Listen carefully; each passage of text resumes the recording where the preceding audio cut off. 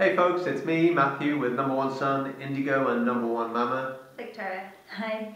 And today I thought we'd talk a little bit about the spiritual aspect of Indigo's birth, because I kind of left that out yesterday, and then Matthew and I talked about it, and I thought maybe I should have mentioned it during the birth, because it was a birth is a very spiritual and sacred thing, bringing a new being into the planet. And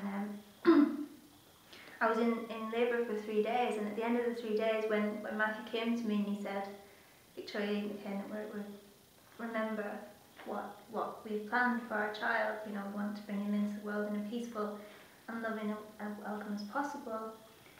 Then it was like, okay, let's, what else can we do? So I really prayed at that moment. That was on the third day, and I really surrendered to whatever God had planned for us, and I asked him to give us a healthy baby. And at the same time, I'm kind of, these days when I pray, if I'm asking for things, I always remember if it's in alignment with the best will or the highest good of everybody who's involved, because sometimes just because I want something doesn't mean that it's in everybody's best interest. So I kind of try to remember that now, that maybe Indigo wants to be born a certain way or something. So I was kind of remembering that, and at the same time submitting to whatever was happening and asking God to give me a healthy baby. So I did pray, and I felt, even though we had what we call an unassisted birth, I felt that I was guided throughout the whole labour.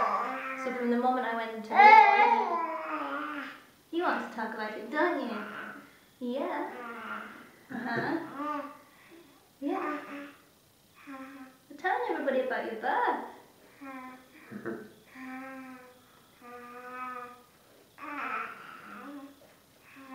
Yeah. So, so with Indigo's permission, so what happened was I literally felt that I was being guided, whether you'd call it my higher self or the divine feminine. I literally felt from, I think it was at the moment when I went to the toilet and I started to ask questions what it was that was stopping me from giving birth. And then it was almost like I was downloading information, and there was like a divine female, we call it the Virgin Mary, we call it divine female, or even my higher self, I don't know who it was. It was just this vision in my head was talking to me and telling me about what I needed to do. And it was very stern. It was kind of very stern and to the point, and kind of brought me through took me through all my fears and said that, they're not real. And even I think I had a fear. One of the fears I had was that I was actually going to burst, because it was so painful. I thought, I can't take this. It might burst some of my organs. I'd forgotten about that yesterday. What the divine female and my higher self told me was, Victoria, you're meant to stretch your organs. You're meant to really stretch yourself. And sometimes, during my pregnancy, I kind of laid back a bit. I did do some walking, but I didn't do it anywhere near as much exercise as maybe I would do next time if I was giving birth again. I do a lot more, maybe yoga, and a lot to get really in tune with my body, because your body really needs to stretch. So that was one of the things that I received. and I even the whole way through giving birth, I just felt like I was being guided. So I thought I'd share that, and there's so much more to it. But and one of the questions I got a question from Susie Smith on Facebook saying, how did you feel the moment the labour began? From that moment, I felt brilliant, because I felt very much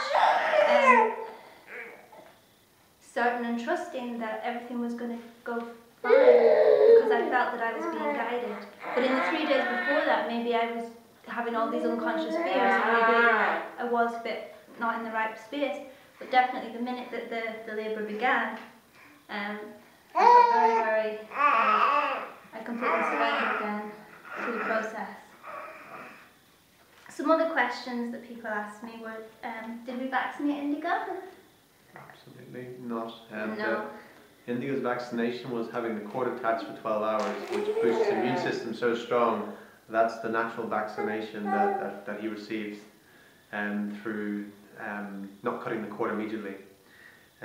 But as for putting in any foreign substances into his body, absolutely not. No way. Someone else said, do you bed share with Indigo?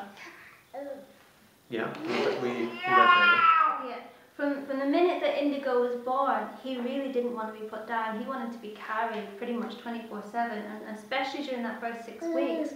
Even if I kind of had this idea in my head. My sister gave us this Moses basket, and I thought I'd sit at my computer and he'd sleep, and I'd sit and do some work whilst he was asleep. But what happened is that if for even for a second, even if he was sleeping in my arms and I went to put him down, he'd wake up and start crying. So constantly he wanted to be held, and because he's not been programmed like the rest of us of how the world should be, he just knows what he feels he needs, and naturally. So rather than us with our programming and understanding of the world from where we're at right now, we're kind of trusting his instincts, because he really knows just exactly what he needs, and he's not been programmed or told how the world should be.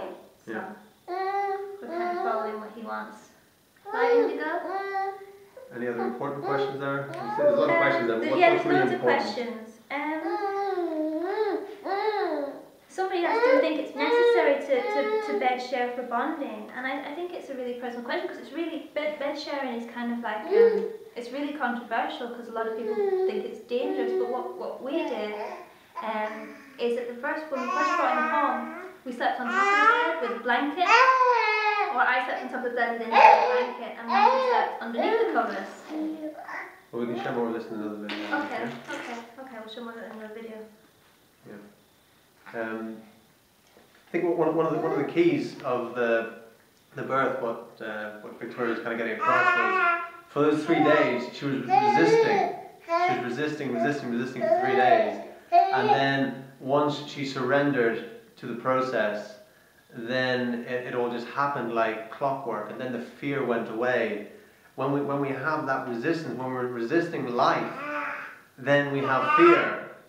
But when we just let go and just go with the flow of where life is taking us, then the fear goes away. We're in flow, and things just happen without that resistance or inertia or anything like that. So surrender is one of those things where the left brain kind of thinks don't surrender. Surrender is a bad thing, but surrender is powerful. Surrender is so incredibly powerful. To be able to surrender in many different situations, on many different levels in life, to be able to surrender is actually a powerful thing. Someone asked, why do we call him Indigo? Oh, I had a, why did we call him Indigo? Well, because even before Victoria conceived, I think it was while on the juice feast, I was meditating down on the sea cliff, and I went in a very, very deep meditation, and I had a vision, and this little boy came to me, just came walking up to me in my vision, and said, my name is Indigo and I'm your son. And that went on for a few moments, and then I came out of the meditation, and so I told Victoria, and this is even before she conceived, that I just said we're going to have a baby called Indigo, a little boy, and then about, I think 3 weeks later, Victoria conceived after that. So yeah, that's why we called him Indigo. Okay, so if you have any more questions, we have a few questions here, but if you have any more that you really want to talk about or you really want us to share, please write them in the comments below, and we'll put them in the next video. Okay? Yeah. That us? Yeah. Are we done? Is there anything else you... No, I think you covered everything in the other video before that. Yeah. That's cool. Okay, thanks for watching, folks. Chat to you next time.